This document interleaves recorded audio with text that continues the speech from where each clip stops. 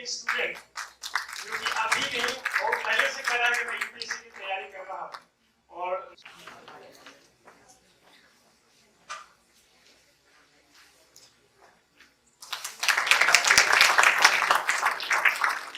अब मैं डॉक्टर महेंद्र जी से आग्रह करता हूँ कि स्टेज पे आ और विकेश जी जो बीपीएससी इस साल क्वालिफाई किए हैं उनका एक सॉल से अभिनंदन करें। डॉक्टर महेंद्र जी हमारे हिंदी पढ़ाते हैं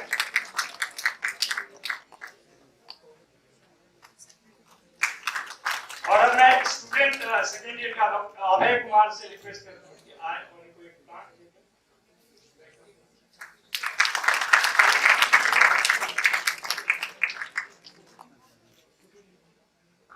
अब मैं रेनू मैम से आग्रह करता हूँ कि आप स्टेज पे हैं और जो हमारे आज के प्रोग्राम में एक्टर के रूप में शिरकत कर रहे हैं मकीन खान साहब उनका एक सवाल लेकर अभिनंदन करेंगे।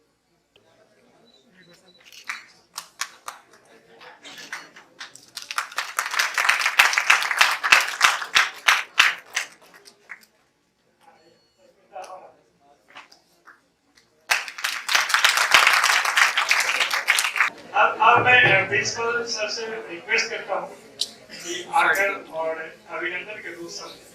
Thank you doctor Rawat. सबसे पहले तो आपका स्वागत है राजधानी कॉलेज और हमें बड़ी खुशी हो रही है कि आज मुस्लिम गैदरिंग की कॉलेज में हमारा तो ऑडिटोरियम पूरा फुल है, तो thanks to all our dear friends. मैं सभी गेस्ट को बताना चाहूँगा कि वैसे तो हमारे कॉलेज में कोई ना कोई एक्टिविटी होती रहती है और ये हमारा ऑडी ये ओवर बुक रहता है। I am really thankful to नवर जो इन्होंने आज एक सब्जेक्ट लिया है how to prepare for civil services और उसके लिए जो संवाद आईएएस इंस्टीट्यूट से आप लोग आए हैं। बच्चों आजकल संवाद ही प्रॉब्लम है, वी डू नॉट कम्युनिकेट। आपका ये जो फ्रेंड है मोबाइल इसने इतना गड़बड़ किया हुआ है कि अगर आप 2-4 लोग साथ में बैठे हों तो यही आपको एंगेज रखता है। इस बारे में सोचना चाहिए, आपको हमें भी रखता है। अगर कहीं मीटिंग में हो और whatever may be the agenda, but our agenda generally is to do something or this thing or that thing with the mobile. एक कोइंसिडेंस है कि संवाद इंस्टीट्यूट से जो लर्निंग हमारे गेस्ट आए हुए हैं, थैंक्स यू। ज्यादा तो मैं नहीं बोलूंगा, I will just share one thing. अक्सर जो भी टीचर्स हैं जो हमें कोच करते हैं, जो हमें गाइड करते हैं, उनका नाम कम पता होता है। छोटा सा एग्जाम्पल है, सचिन तेंदुलकर का नाम सभी जानते हैं। रतन मिला सपना तो क्या मिलना था उनको, लेकिन उनके कोच का नाम बहुत कम लोगों को पता है। इसी तरह से जो बैकबोन है, जो यूपीएससी प्रोड्यूस करते हैं, उनका नाम कम पता होता है, लेकिन वो कितने लोगों को प्रोड्यूस करते हैं ये बहुत बड़ी बात है। तो आज मौका है आप लोगों को इंटरेक्ट करने का, उनको सुनने का और अपने आप को शेप करने का कि हम कैसे वो प्रिपेयर करें। So thank you Naval, just to provide this kind of opportunity where you all can interact, and also अभी जो बिहार पब्लिक सर्विस कमीशन में जो सेलेक्ट हुए हैं हमारे साथ, वो अपना एक्सपीरियंस शेयर करेंगे। एंड इन लास्ट मैं भी हंस रहा था वो प्रिंसिपल ऑफिस में कि अगर आईएएस नहीं बने तो एक्टर बन गए। वैसे तो सभी एक्टर हैं, जैसे आइंस्टाइन ने कहा था we all are actors, we play our role in different categories. So thank you Naval and wish you all the very best for this program. बच्चे जो खासकर आज के सबसे विशेष मेहमान हैं और इसलिए ज़्यादा उनका तारीफ करना पड़ेगा कि ये इंटरेस्ट दिखाकर और यहाँ पे बैठे हुए हैं। मैं आपको विश्वास दिलाता हूँ कि आज का समय बर्बाद नहीं होगा। वैसे तो जीवन की सर ने बोला कि मोबाइल के संगत में बहुत समय बर्बाद होते हैं और वैसी बर्बादी जिससे कोई निर्माण नहीं होता है। आपकी इच्छा और आपकी एबिलिटी के हिसाब से यहाँ पर एक मौका है कि आपको अपनी इंटरेस्ट और एबिलिटी के हिसाब हिसाब से एक रास्ते के विषय में, दिशा के विषय में ऐसी जानकारी मिलेगी जो आपको जीवन में बहुत फायदा पहुंचाएगी। और मैं मानता हूँ कि जो विशेष मेहमान हमारे साथ आए हैं उनके अनुभव इतने ज्यादा है कि जो बात भी कहेंगे उसका मतलब होगा, और आपको जरूर यहाँ से जाने के बाद लगेगा कि मैंने समय का सदुपयोग किया। और उससे भी बड़ी बात जो प्रिंसिपल साहब चाहते भी हैं कि आप मोबाइल से दूर रहें, तो कम से कम 1.5-2 घंटा आप मोबाइल से दूर रहेंगे, आजाद रहेंगे, और आपको पता चलेगा कि आजाद रहने में कितना सीखने को मिलेगा।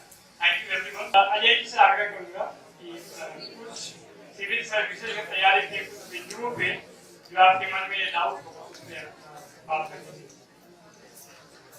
पहले मैं धन्यवाद करूंगा आपके कॉलेज को, राजधानी कॉलेज को, बहुत ही प्रयोगधर्मी और ये नया विषय है कि सिविल सेवा की तैयारी कैसे की जाए, आपके लिए चुना गया है और हम लोगों को बुलाया गया है। धन्यवाद मैं दूंगा आपके प्राचार्य साहब को और रमन जी जिन्होंने ये ऑर्गेनाइज किया है। आज का विषय है कि सिविल सेवा की तैयारी कैसे की जाए और क्या समस्याएं आती है। तो सबसे पहले मैं आप लोगों से ही आमंत्रित करूंगा प्रश्नों को कि आप पूछिए कि क्या जानते हैं और क्या जानना चाहते हैं। कोई भी पूछिए, आप पूछिए सिविल सेवा के बारे में क्या क्या चुनौतियां होती हैं, क्या जानना चाहते हैं आप। सबसे बड़ी चुनौती एकाग्रता है। एकाग्रता कैसे डेवलप की जाए, और आजकल जो सबसे बड़ी समस्या एकाग्रता की है, इसी वजह से सब्जेक्ट समझ नहीं आते। तो एकाग्रता क्या है, कैसे डेवलप। ठीक है, और कोई सवाल, कोई और सवाल पूछिए। पूछिए।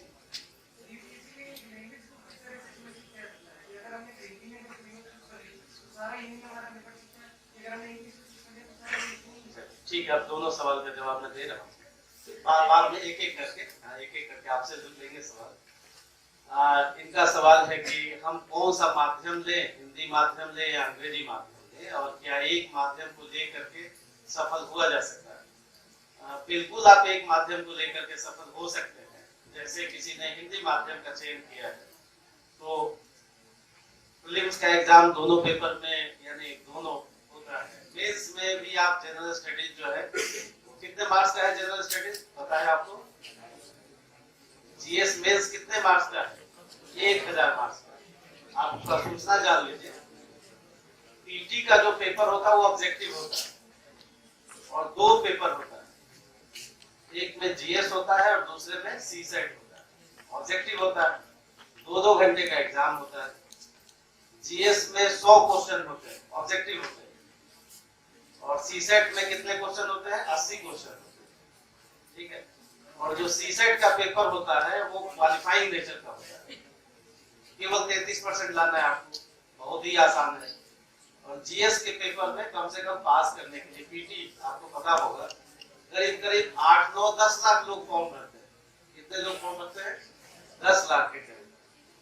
5-6 लाख तो अपीयर होते हैं, और 6 लाख में अगर 1000 वैकेंसी है तो इसका 12 गुना यानी 12000 मेंस के लिए लोग सेलेक्ट होते हैं। तो आप सोचिए 6 लाख में कितने होंगे, 12,000। बहुत कठिन नहीं है, वैसे दिखता बहुत कठिन है, लेकिन अगर आप जीएस को थोड़ा ठीक से पढ़ेंगे तो पीटी पास करने के लिए 55 से 60% अंक लाना है। और मुझे उम्मीद है कि आप सब लोग 60% से ज्यादा वाले नहीं, लगभग सब लोगों ने 60% से अधिक अंक लाए। और इसमें कितना लाना है, पीटी में 60% लाना है, और मेंस में कितना लाना है, 50 से 52, 55%। 55% में तो लोग टॉप कर जाता है। ठीक है, तो अगर आप पूछ रहे थे कि माध्यम हिंदी है या अंग्रेजी है, इससे कोई फर्क नहीं पड़ता। अंग्रेजी माध्यम है तो आप अपनी सुविधा से रखते हैं, जिसमें आप अच्छा लिख सकते हैं, जिसमें अच्छा सोच सकते हैं, लिखना बहुत जरूरी है, और जिसमें आप कंफर्टेबल है लिखने में वो आप कर सकते हैं, इसमें कोई समस्या नहीं।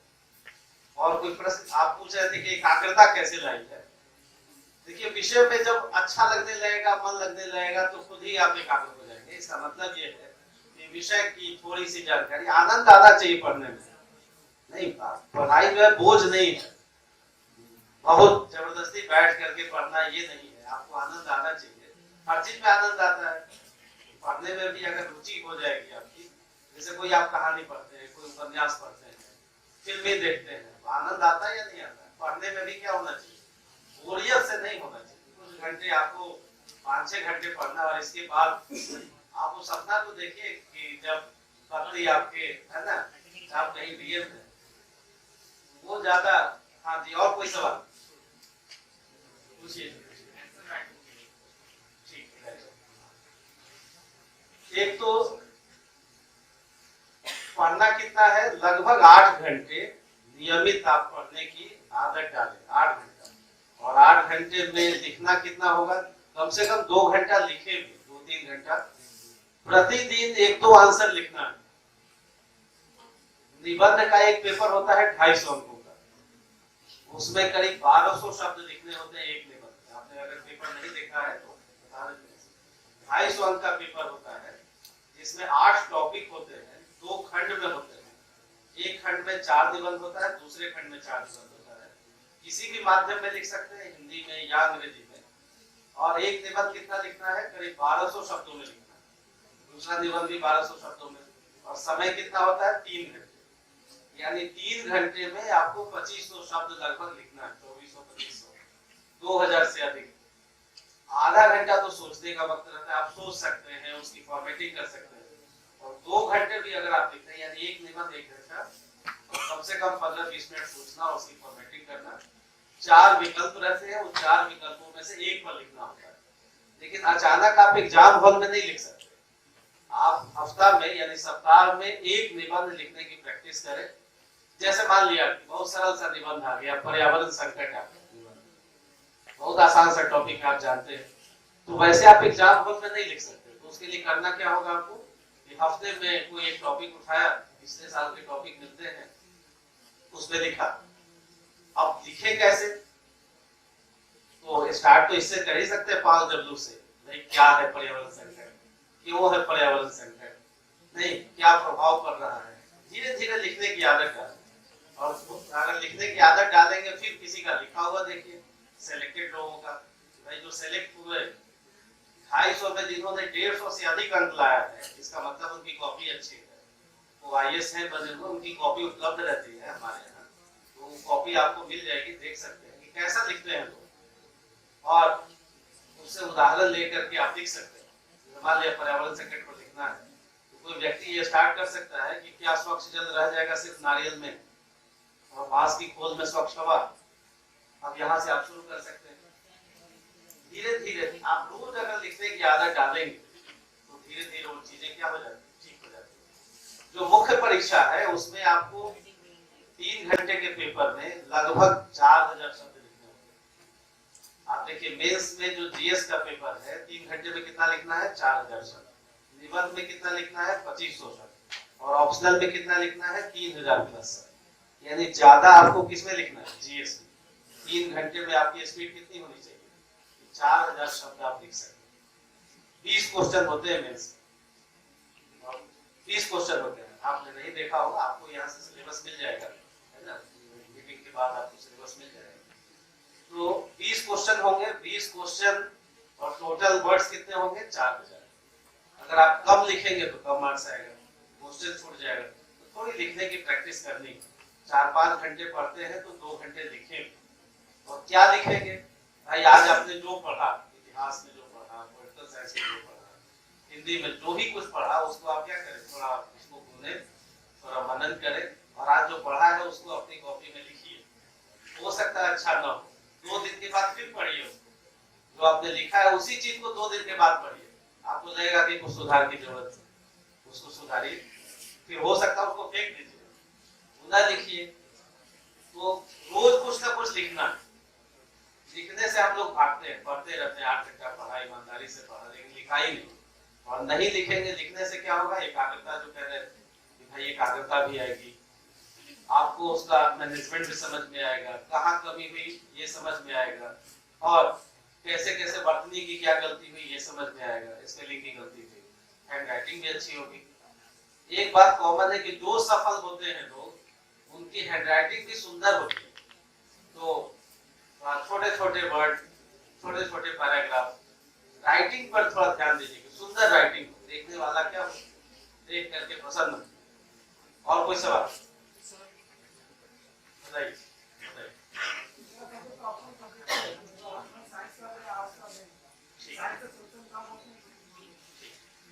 चलिए मैं बता रहा हूँ विषय, मुख्य परीक्षा के लिए विषय क्या है। इस पर मुख्य परीक्षा के लिए 25 विषय है। टोटल कितने विषय हैं? 25। 25 में से कोई एक लेना है, कोई भी एक ले सकते हैं। अब एक है कि साइंस जो विषय है उसमें सिलेक्शन अब कम हो रहा है। 90 का जो दशक था उसमें साइंस में अच्छे सिलेक्शन होते थे, अभी कम क्यों हो रहे हैं? उसका कारण ये है कि जब आप प्रश्न पत्र देखेंगे तो उसमें पहला और जो 5वां क्वेश्चन है, मेंस में 19 क्वेश्चन होते हैं। एक पेपर में कितने क्वेश्चन? 19। और जीएस में कितने हैं? 20 क्वेश्चन। 19 क्वेश्चन में पहला और 5वां अनिवार्य होता है, दो खंड में बटा होता है, खंड 1 और खंड 2। उसमें पहला और 5वां अनिवार्य होता है, और पहले में 5 विकल्प होते हैं और 5वें में भी 5 विकल्प होते हैं। 10-10 अंक के सवाल होते हैं। तो साइंस में क्या होगा कि थोड़ा डिटेल आपको पढ़ना होता है, और 3-4-5 महीने में ह्यूमैनिटीज का जो विषय है वो आप अच्छे से तैयार कर लें। तो मेरी सलाह है कि आप, अगर आपने एमएससी किया है किसी साइंस सब्जेक्ट से और आपका डेप्थ है उस विषय पर, तो आप साइंस ले सकते हैं। लेकिन अगर विषय का नॉलेज ग्रेजुएशन स्तर पर या पीजी स्तर पर थोड़ा कम है तो आप किसको दें? ह्यूमैनिटीज को दें। और ह्यूमैनिटीज में कई सारे विषय हैं, हिस्ट्री रख सकते हैं, पॉलिटिकल साइंस रख सकते हैं, ज्योग्राफी रख सकते हैं, और हिंदी साहित्य भी रख सकते हैं। कई बार देखा गया है कि जो इंजीनियर हैं, बीटेक हैं, आईआईटी हैं, डॉक्टर, जैसे मेरे यहाँ से एक अदिति पटेल डॉक्टर है एमबीबीएस, उन्होंने हिंदी विषय रखा, हिंदी लिटरेचर रखा और आज अभी सेलेक्टेड है। कई लोग जो साइंस ग्रेजुएट हैं, पिछली बार एक संघ प्रिय व्यक्ति थे, आईआईटी कानपुर के स्टूडेंट थे, बीटेक सिविल, और उन्होंने हिंदी लिटरेचर में बहुत अच्छा अंक लाया और अभी मसूरी में ट्रेनिंग कर रहे हैं। ठीक है, तो आप विषय का जो चयन है, एक तो अभिरुचि के आधार पर, और दूसरा प्रश्न पत्र देखने के बाद आपको लगेगा कि कौन सा विषय लेंगे, थोड़ा सा पढ़िए उसको, एनसीईआरटी की किताबों को पढ़िए, कुछ लिखने की कोशिश कीजिए, उस टॉपिक से क्वेश्चन को देखिए और उसके अनुसार। लेकिन ज्यादा आसान क्या होगा?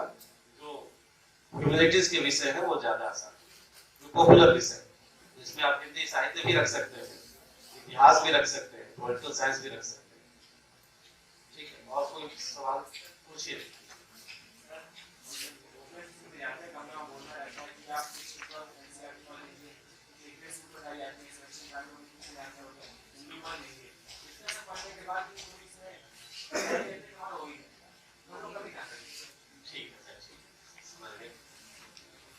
सिविल सेवा में निश्चित रूप से पढ़ना ही चाहिए। जो बताया जाता है बिल्कुल सही बताया जाता है कि 7वीं से लेकर के 12वीं तक का जो एनसीईआरटी है उसको पढ़ना है, फिर से पढ़ना है। और कैसे पढ़ना है? 2 तरीके से पढ़ना है। एक तो आपने विषय पढ़ा है टॉपिक के हिसाब से, और दूसरा क्वेश्चन पे जाइए, 10 साल का क्वेश्चन क्या पूछा गया है। एक, जैसे आपने कोई टॉपिक पढ़ा, मान लिया कि आप पॉलिटिकल साइंस में आपने प्रीएम्बल पढ़ा, आपने किसी किताब से पढ़ा, फिर आप देखिए कि क्वेश्चन जो पूछे गए हैं प्रीलिम्स में 10 साल में, 15 साल में, प्रीएम्बल से पूछे क्या गए। तो वहां जब टॉपिक वाइज मिल जाता है, सेक्शन वाइज सवाल मिल जाता है, तो वहां पे जाइए कि आखिर प्रीएम्बल में किस पोर्शन से सवाल पूछे गए।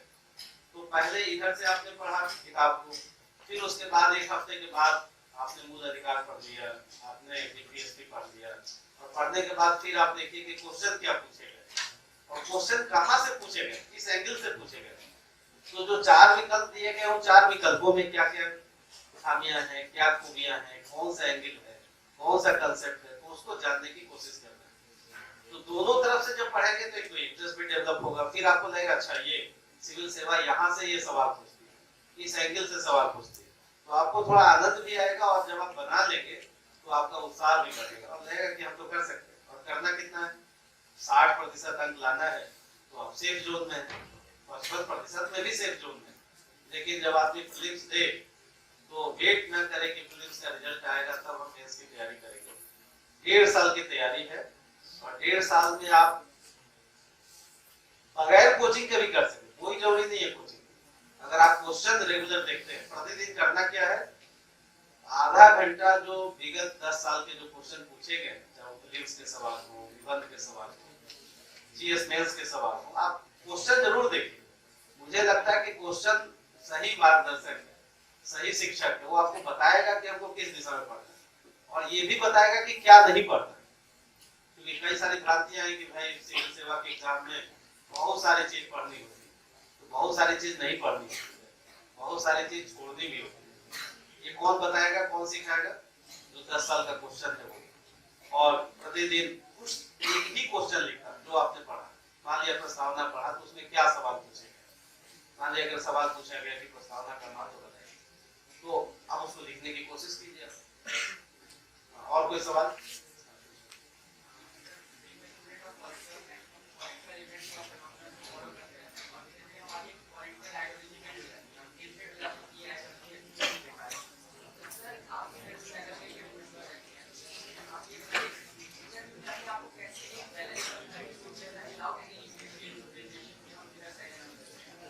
ठीक है, आप गांधी जी ने कहा था कि अंतिम व्यक्ति को ध्यान में रखिए। दूसरा ये है कि संविधान को ध्यान में रखिए। तो आपका विचार कहाँ होना चाहिए? संविधान के फ्रेमवर्क में आपको काम करना है। और दूसरा जो आपका काम है, आप सोचिए कि उस अंतिम व्यक्ति को कितना फायदा होता है।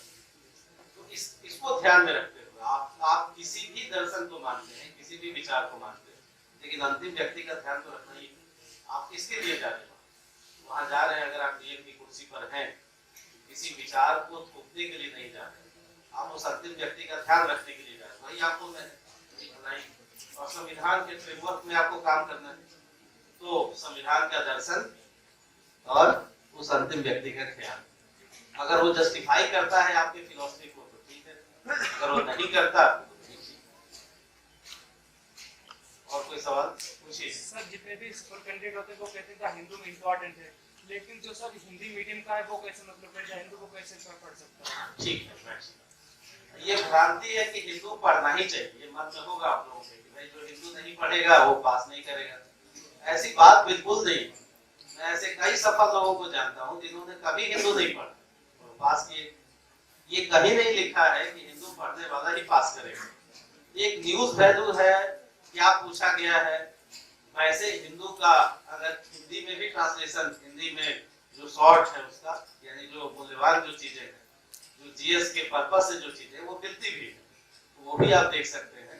किसी भी पेपर, बहुत सारी मैगजीन्स है, उसको देख। लेकिन हमेशा ध्यान क्या देना है कि क्वेश्चन क्या पूछा गया है, क्वेश्चन किस रेंज में पूछा गया है, कौन से टॉपिक से पूछा गया है, उसको ध्यान में रखेंगे तो लगेगा कि भाई हिंदू अगर आपने नहीं भी पढ़ा है तो उससे कोई फर्क, मन से बिल्कुल डर हटाइए। हिंदू पढ़ेंगे तभी पास करेंगे, कोई जरूरी नहीं पढ़े। और कोई सवाल? मन से डर हटा या नहीं हटा? हिंदू पढ़ने वाला ही पास करेगा, ऐसा कुछ नहीं। हाँ, बताइए, पूछिए।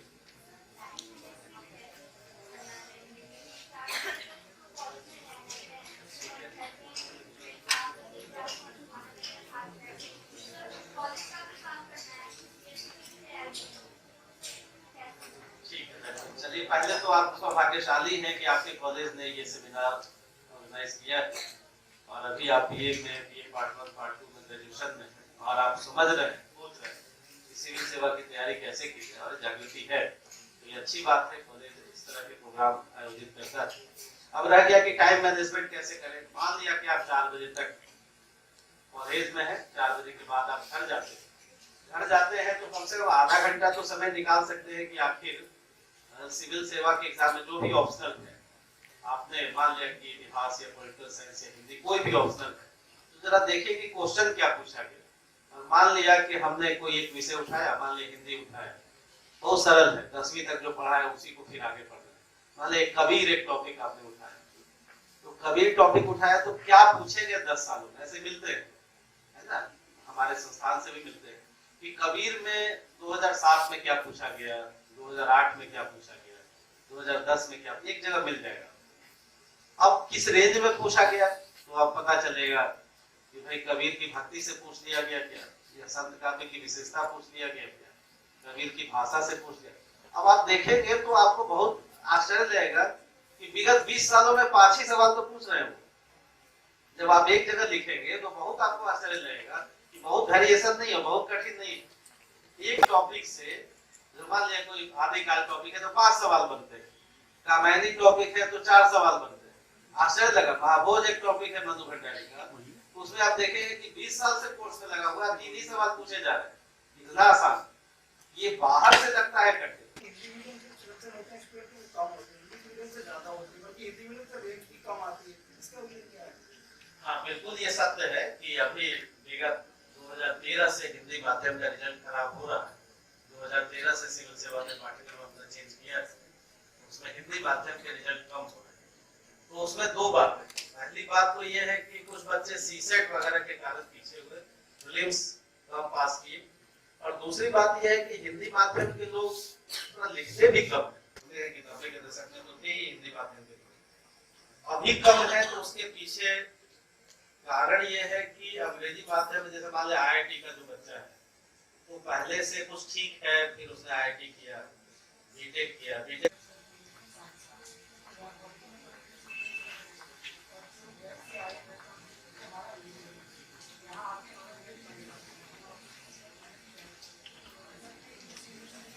हाँ जैसे मान लिया ऑप्शनल आपका मैथ है, बैकग्राउंड आपका हिंदी है, यहाँ इंग्लिश में लिखना है, तो देखिए सिविल सेवा में वही माध्यम रखना चाहिए जिसमें आप निबंध में अच्छा लिख सकते हैं। जैसे मान लिया कि भारतीय संस्कृति पर एक टॉपिक लीजिए आप, और आप हारना नहीं, मैथ आपने किया ठीक है, आप कोई भी विषय आप 4-5 महीने में तैयार कर सकते हैं। मैथ से ग्रेजुएशन कर दिया, हो गया, फिर उसके बाद आप क्या करें, इसका विषय ले 5 महीने लगेंगे। देखिए सिविल सेवा की तैयारी 1.5 साल से ज्यादा की तैयारी नहीं, 1.5 साल 2 साल अगर कोई बच्चा ईमानदारी से करता हो और आंख खोल के करता हो, और आंख खोलने का मतलब मेरा बार-बार निवेदन है कि आप क्वेश्चन जरूर देखिए, तो आपको लगेगा कि बहुत कठिन है। हाँ पूछिए, कोई और सवाल इसके पास पूछिए।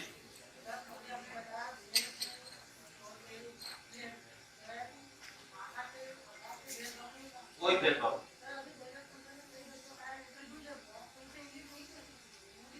हाँ तो इसलिए मैंने कहा कि पीटी, चलिए कोई बात नहीं, प्रीलिम्स में तो नहीं हुआ।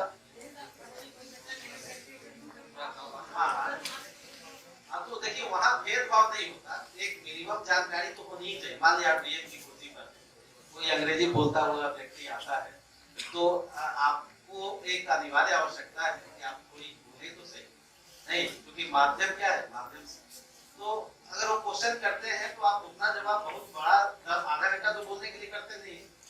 वो ये क्वेश्चन हुआ तो आप कितना बोलेंगे, 1-2 मिनट बोलेंगे, तो 1-2 मिनट तो सीख ही जाना और कोशिश करेंगे तो हो जाएगा, कोई बड़ी समस्या नहीं। देखिए वहां भी भेदभाव नहीं होता क्या है कि हिंदी माध्यम के लोग थोड़े अंतर्मुखी होते हैं, जानते बहुत है, बोल नहीं पाते, ये समस्या रहती है कि भाई हिंदी माध्यम के जो लोग हैं वो क्या है, थोड़ा अंतर्मुखी होते हैं। ऐसा नहीं कि जानकारी कम होती है, हो सकता है वो अच्छा लिखे भी, लेकिन बोलने में थोड़ी समस्या रहती है। वहाँ 5 आदमी के सामने आप क्या हो जाते हैं, पूरे नर्वस हो जाते हैं, तो उसके लिए प्रैक्टिस की जाती है, उसके लिए कोई घबराने की जरूरत नहीं। पहला काम क्या है, हमारा प्रीलिम्स हो, दूसरा काम है कि मेंस में इतने अच्छे अंक, जैसे मान लें कि जीएस 1000 का तो आप 450 प्लस आ सकते हैं, 45% बहुत है ना, थोड़ा मैनेजमेंट करेंगे तो हो जाएगा। और ऑप्शनल में कितना आना चाहिए, लगभग 60%, जो ट्रेंड है विषय में कितना आना चाहिए, 60%। 500 अंक का विषय है तो आपको कितना रखना चाहिए, 280 से 300, 310। जैसे पिछली बार देखिए हिंदी लिटरेचर में 315 गंगा सिंह को आए, नहीं 310 आया आरती सिंह को। ये सब अपने संस्थान की कॉपी क्या लिखते हैं वो सब हम लोगों ने रखा हुआ है। वो कैसे आंसर लिखते हैं, जीएस का आंसर कैसे लिखते हैं, निबंध का आंसर कैसे लिखते हैं, दोनों मीडियम, अंग्रेजी मीडियम के जो लोग हैं वो और हिंदी मीडियम के जो लोग हैं, उनकी कॉपी से आपको क्या मिल सकती है, दिशा मिल सकती है। तो कोई नहीं घबराता है, किसी तरह का नहीं, और थोड़ा तो हो जाएगी प्रैक्टिस।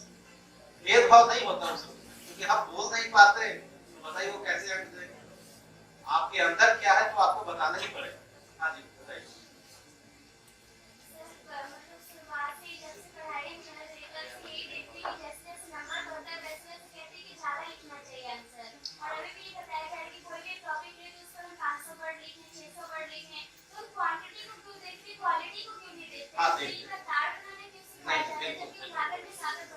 बिल्कुल सही सवाल है आपका।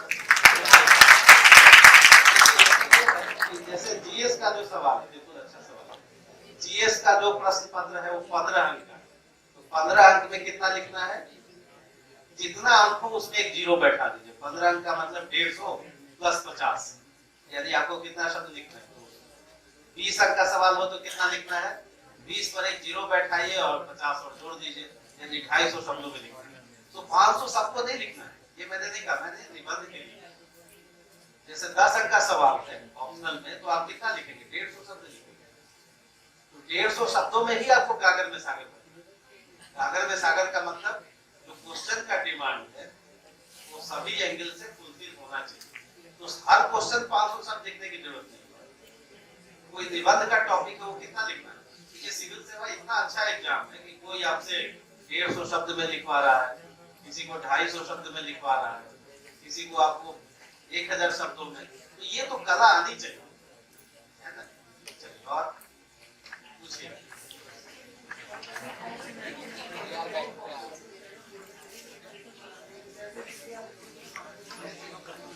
देखिए राज्यसभा में जो डिबेट होता है उसको आप देखिए, और कोई भी मैगजीन, और मैगजीन पहले तो यदि कोई भी एक मैगजीन उठाया आपने, लेकिन उसके पहले जब आप क्वेश्चन देखेंगे तो करंट का मुद्दा आ गया कि मैगजीन में क्या होगा, करंट इश्यूज होंगे।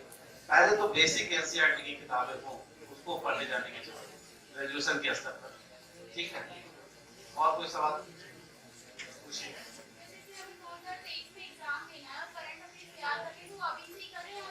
नहीं, अभी से नहीं कीजिए, अभी केवल सामान्य जानकारी, आप न्यूज कम से कम कोई भी एक न्यूज़पेपर तो पढ़ती है, बस उतना ही पढ़ती, बेसिक तैयार की, है ना? जो बेसिक का मतलब है कि मेंस का जो सब्जेक्ट हो उसमें तो कुछ नहीं बदलना, और जीएस के स्तर पर जो बेसिक चीज है उसकी तैयारी, करंट वाला हिस्सा आप छोड़ दीजिए और थोड़ा थोड़ा इंटरेस्ट केवल डेवलप कीजिए, ठीक है? निबंध की तैयारी एक दिन में नहीं होती, महीने में कम से कम एक निबंध लिखने की कोशिश। और कोई सवाल?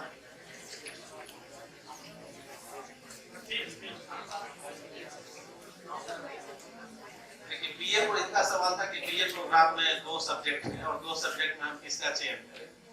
तो 2 में से कोई आपको रुचि का लगता हो, जैसे क्या 2 सब्जेक्ट है?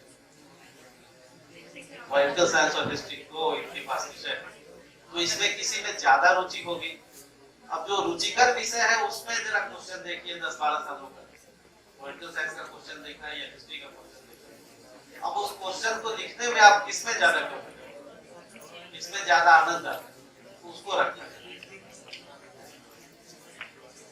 और कोई सवाल?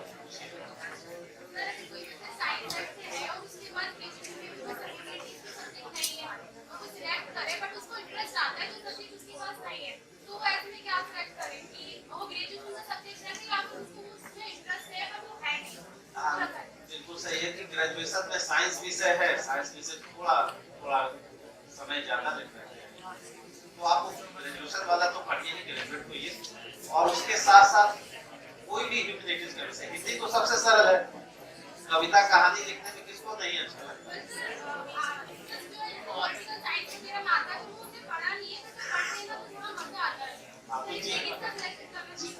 नहीं तो पहले तो जीएस के स्तर पर पढ़िए, पॉलिटिकल साइंस जीएस के स्तर पर पढ़िए, हिस्ट्री जीएस के स्तर पर पढ़िए, ज्योग्राफी जीएस के स्तर पर पढ़िए, और फिर वही पढ़ते पढ़ते आपको लगेगा कि इस विषय में हमको ज्यादा समझ में आ रहा है, ज्यादा रुचि डेवलप करें, फिर उसी को हम मेंस में आगे कर लेंगे। तो पहले क्या करना है, जीएस का जो बेसिक स्तर है उसको पढ़ना है, और फिर पढ़ते हुए खुद ही आपको आंसर मिल जाएगा, और उस आंसर के पहले आपको करना क्या है, 10 साल के क्वेश्चन को देखना है, तो क्वेश्चन किसमें ज्यादा अच्छे से समझ में आ रहा है। ठीक है, तो एक बार फिर से धन्यवाद आपके कॉलेज को।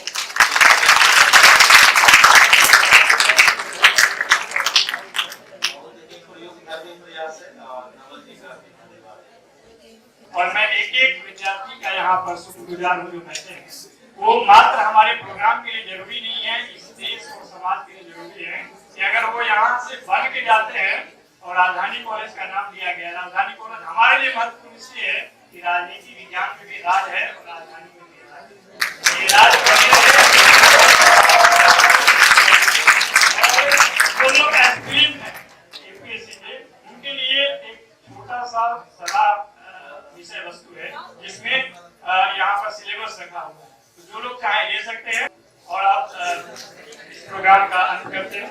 सबको बहुत बहुत धन्यवाद।